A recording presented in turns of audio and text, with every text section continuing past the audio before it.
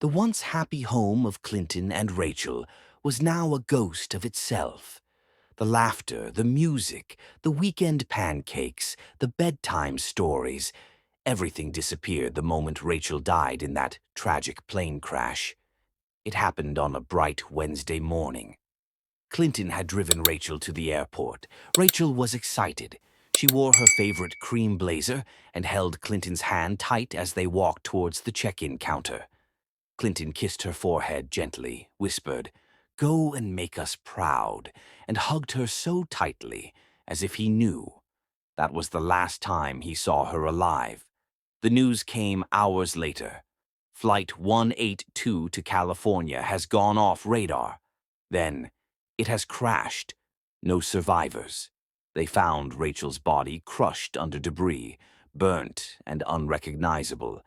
Clinton didn't even get the chance to hold her one last time. The authorities insisted she be buried immediately. And that was the day Clinton's heart stopped beating. Since Rachel's burial, silence became the loudest sound in their house. Clinton stopped shaving. He stopped going to work.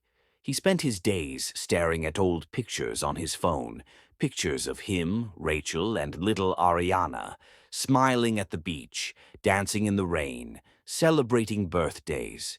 Ariana, just 9 years old, completely withdrew from the world. She didn't return to school. She didn't speak a word. She would sit at her window for hours, staring into nothing, hugging the last doll her mother gave her. Clinton tried everything: therapy, school counselors. He even tried reading bedtime stories again. "Sweetheart, please talk to Daddy," he whispered one night, kneeling beside her bed. Ariana turned away and pulled the blanket over her head. Seconds later, he heard soft sobs. He cried, too, but he did it alone. In the bathroom, in his closet, behind his office desk at home. The only thing keeping their lives going was his loyal staff, running the company without him, sending in reports he never read, scheduling meetings he never attended. But something strange began happening exactly 3 months after Rachel's burial. Ariana started drawing. Not just any drawings, but drawings that made Clinton's skin crawl. The first one was of a woman standing by the window, her face blank, her hand outstretched. The second had that same woman, only this time her face was clearer, and it looked exactly like Rachel. Clinton was shocked. He stormed into Ariana's room. "Who is this?" he asked, holding the drawing with trembling hands. Ariana looked at him, and for the first time in months she opened her mouth. "She comes at night," Ariana whispered. "She stands at my window." Clinton's heart nearly stopped. "What do you mean she comes at night? Who?" he asked, his voice shaking. Ariana slowly pointed to the drawing. "Mummy." "Yes, she comes to tell us to move on with our lives, that she's in a happy place." Those were the last words Ariana said before she went completely silent. Since that day, she hadn't said a single word to anyone, not even to her father.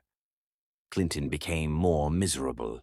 The pain in his heart was like a deep wound that refused to heal. He would sit in the living room, staring at Rachel's portrait, tears silently rolling down his cheeks. The house that once echoed with laughter was now quiet. Too quiet. Clinton's parents came to stay with them for a while, hoping their presence would bring some comfort.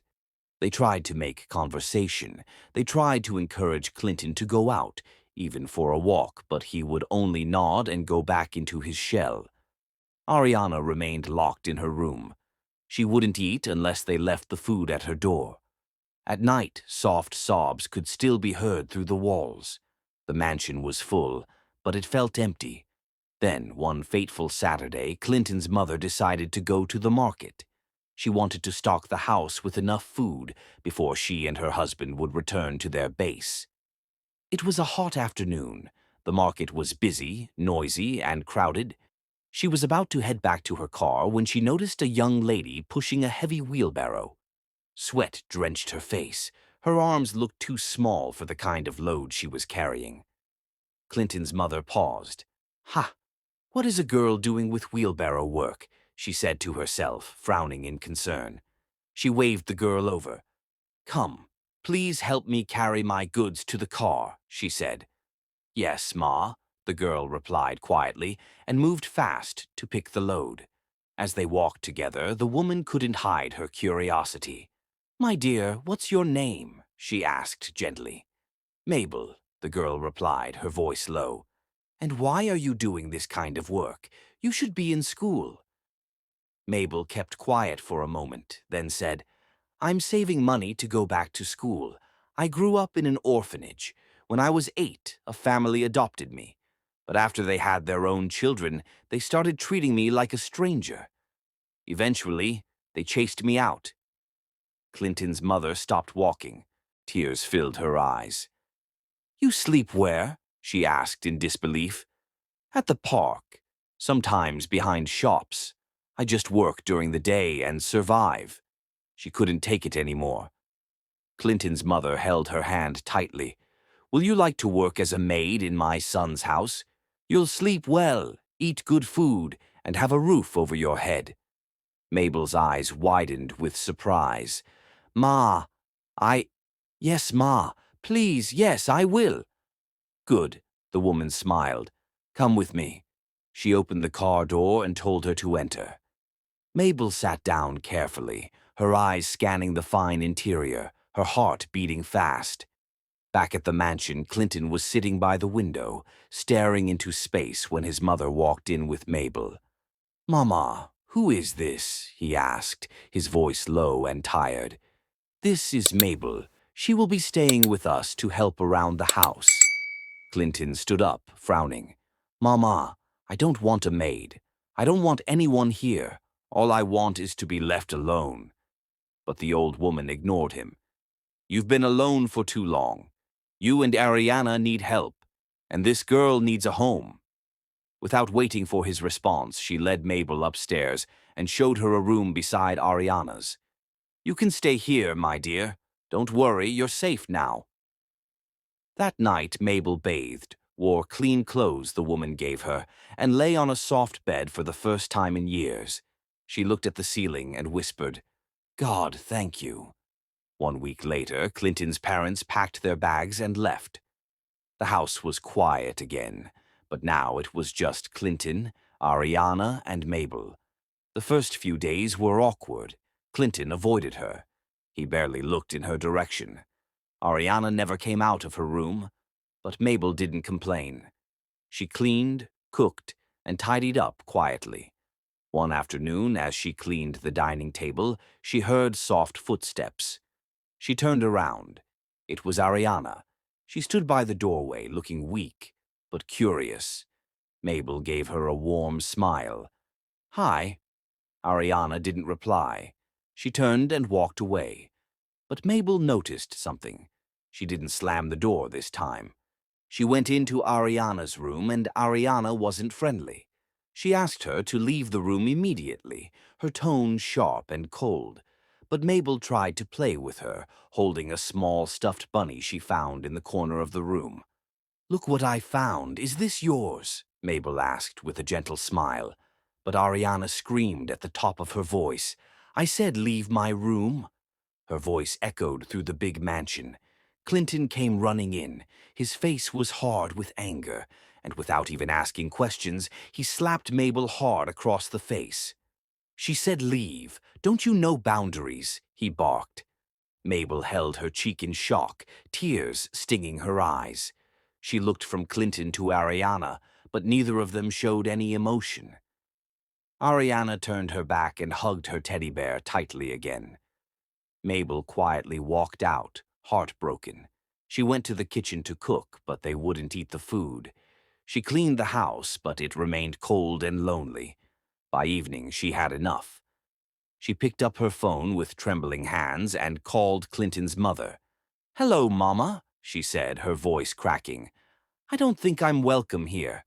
I need to leave. Ariana won't talk to me. She won't eat her food. And Sir Clinton, my presence irritates him. Mama, I've tried, but I need to go now." There was silence on the other end of the phone. Then the old woman sighed deeply. I'm so sorry, my Mabel, for all you're going through there, but I need you to stay. They will come around. They are just going through so much. Since Clinton lost his wife, he hasn't been himself. He stopped associating with people. He stopped going to work. Please, my Mabel, be patient with them. Help them. Help them before I lose my only son and granddaughter. Mabel closed her eyes tightly. She could hear the pain in Mama's voice. Okay, Mama, I'll try my best. Just know I'm doing this for you. I'll try again. One last time. She sat alone in her room after the call, thinking hard. How can I help them? How can I heal this broken home? Then she stood up quickly. She rushed to the kitchen and made breakfast again. The smell filled the mansion, but as usual, no one came to eat. Ariana held her teddy bear tightly and drank only water. Clinton walked past the dining table and said with a cold tone, "Take the food away. Didn't I tell you I don't want you here?" Mabel stared at him silently for a moment, then quietly carried the food away. But this time she didn't cry. She was thinking. She was planning. Maybe food won't heal them. Maybe kindness isn't enough. But I won't stop trying. Not yet. She went into the garden, sat on a small wooden bench, and opened her old notebook. The same one she used back in the orphanage. She wrote, "Day 1 of healing this home. They are hurting, not heartless. I must find another way." Then at night, Mabel entered Ariana's room quietly. The lights were dim, and the room was silent except for the soft sniffles of a child's tears. Ariana sat curled up on her bed, hugging her teddy bear tightly, her cheeks wet. Mabel's heart broke at the sight. She didn't say much at first. She simply walked to the edge of the bed and sat gently beside her. "Ariana, my darling," she whispered, "please stop crying. I'm here for you, okay?" Ariana didn't move, didn't respond. She just held on to the teddy bear like it was the only thing keeping her alive. Mabel sighed, reached into the storybook she'd carried in, and smiled softly. "Let me tell you a story, She opened the book and began gently. Once upon a time there was a little princess who lost her beautiful mother. She would look up to the sky every night and say, 'Dear God, please kiss my mummy in heaven and tell her I love her.'" As Mabel's voice floated through the room like a lullaby, Ariana's breathing softened. She didn't say a word, but her body relaxed. Before Mabel could even finish the story, Ariana had fallen asleep, her face resting peacefully on her teddy bear. Mabel smiled, reached over, and pulled the duvet over her. She planted a soft kiss on her forehead and whispered, "Good night, my brave princess." She stood and turned to leave, but paused. Standing quietly at the door, hidden in the shadows, was Sir Clinton. He had been there the whole time. He didn't say anything. He just turned quickly and walked back to his room, his thoughts heavy and heart confused. Mabel watched him disappear, then gently closed Ariana's door and returned to her room. The next day, Mabel was up early. She reached under her old wooden box and pulled out a faded storybook, the same one used at the orphanage, the one that comforted her in her darkest days. She held it close, took a deep breath, and made her way to Ariana's room again. Ariana was hugging her teddy bear just like the night before, but this time tears streamed silently down her face. Mabel didn't ask her to stop crying. She simply sat and opened the book. "Today I'll tell you a story about a brave princess," she began softly. "One who was so intelligent and strong, she made everyone proud. She didn't stop being sad, but she learned to smile through the pain." Sir Clinton stood again at the door. He hadn't planned to, but his feet carried him there on their own. He watched from the shadows, heart pounding. Ariana listened. She didn't say anything, but her grip on the teddy bear loosened a bit. Her eyes, though red, stayed open, focused on Mabel. Then Mabel looked into her eyes and said gently, "I want you, my baby, to be very brave. Make your daddy proud. Make Grandma and Grandpa proud, because you are a smart, beautiful princess. A faint smile curved Ariana's lips just for a moment, but it was there. Then she slowly leaned back and laid her head down, still hugging her teddy bear. Mabel opened another story. Before she could get halfway through, Ariana drifted off again, asleep. Mabel kissed her forehead, tucked her in like before, and quietly left the room. Back in his room, Clinton sat on the edge of his bed, staring into the air. He could still hear Mabel's voice echoing in his ears. Who is this girl, he thought. After everything, after that slap. She didn't run, she didn't shout, she didn't leave. He sighed deeply. She stayed, and for the first time in months, Clinton didn't cry himself to sleep. He just lay there, thinking of Mabel. Mabel kept going to Ariana's room every night, holding her storybook close like it was her little key to the girl's heart. Each time she'd sit beside Ariana, tell her a bedtime story, kiss her forehead gently, and quietly walk out after she'd fallen asleep. And every night, without fail, Sir Clinton stood silently at the door, listening. He never said a word, but his eyes would soften with every story, and his heart would slowly melt as he watched the bond between his daughter and Mabel grow. Then, one evening, Mabel walked in with no storybook in her hand, just a soft smile and a calm voice. She sat on the bed as usual and gently stroked Ariana's hair. "My baby," she began, "today I'm not going to tell you about a princess or a fairy. Today, I'm going to tell you my story." Ariana blinked and looked up at her with curiosity, still hugging her teddy bear tightly. "I want you to know that you are very lucky," Mabel said, her voice low and warm. "You know your mummy. You got to dance with her, play with her, eat with her.